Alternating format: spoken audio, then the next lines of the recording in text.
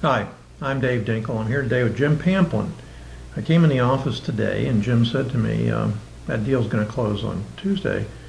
I said, which deal? And he said, well, I didn't tell you about it. And I said, you didn't tell me about it? I said, no, I didn't tell you about it. So it turns out it's a hell of a deal. Well, it's a deal that was brought to us over a year ago, a potential short sale, and the bank was very uncommunicative, not because they were mean, but just because they were small and didn't really have an REO department per se.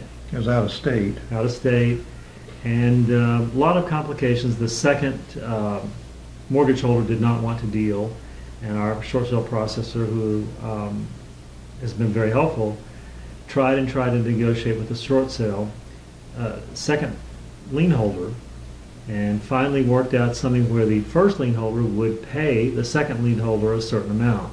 Pretty good deal. Pretty good deal, because otherwise the second lien holder would get what? Nothing. Yeah. Right? Yeah. Having said all that, he said, I just as soon get nothing rather than get some, a lower amount than I want. And he was owed 25. He was claiming he was owed $64,000 on a $32,000 note.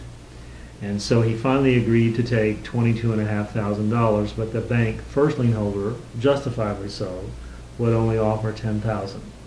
And that was generous because typically they pay $3,500 or something. So, yeah. And they don't really have to pay anything, and they're taking it in the shorts for, I think it's $80,000, and out of that they're paying the $10,000. So it grinds on for almost a year. So we finally come up with this idea that we'll get someone to buy the second. And that's, of course, depending on if the first note holder will still pay the 10. So our short sale processor verified all of that. We trotted down and got a lawyer to draw up the assignment. The guy wouldn't cooperate with the lawyer. It was just... You're talking about the second lien holder. The second lien holder. He wouldn't even go to the lawyer's office. Wouldn't accept a wire.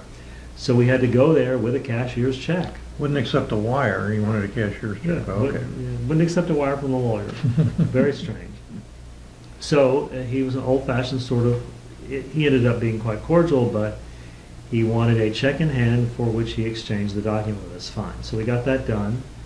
And really that's part of what took up all the time, was negotiating with him and ensuring we still had a deal with the first. So here we are. In that year, Dave, the property has appreciated. So when we thought we could sell it for, 120, 130, Viju, in his usual brave way, just put it out there and let the world respond. And the world did at 170. I say this all the time. You just never know for sure. You look at a piece of property, and Jim says this all the time, it's a real piece of... And yet there's a bidding war. There's a bidding war, and we had lots of people looking.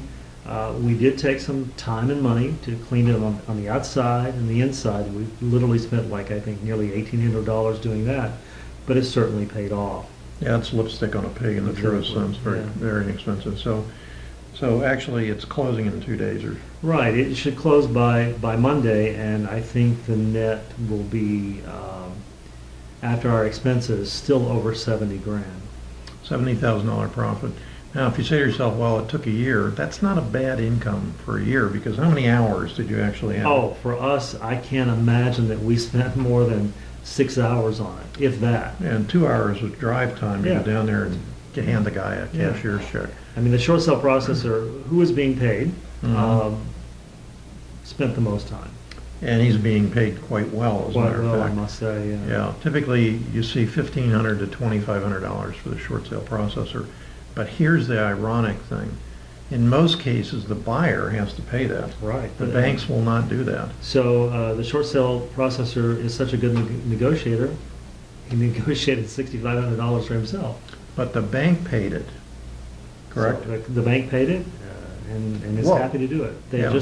They wanted off their books. The poor seller, who is of course getting nothing, as in short sales, just wanted out of it.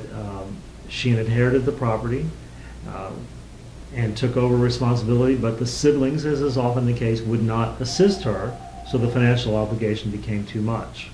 Yeah, so what we did is provide a solution to a problem, and money wasn't the factor, and we get paid very well for that. Now, this was a student deal. Right. I mean, it's just Typical deal. We just typical work it. deal. I mean, you just wait. You can't be impatient and you can't give up. And that's exactly what happened here. We just kept working it until it worked. Any words of wisdom? I mean, you're in the program every day, but Well, I think that the main thing is that you always tell the students, it works as long as you don't quit. yeah. Okay. Thank you. Looking Thank you. forward to a $70,000 profit. Yeah.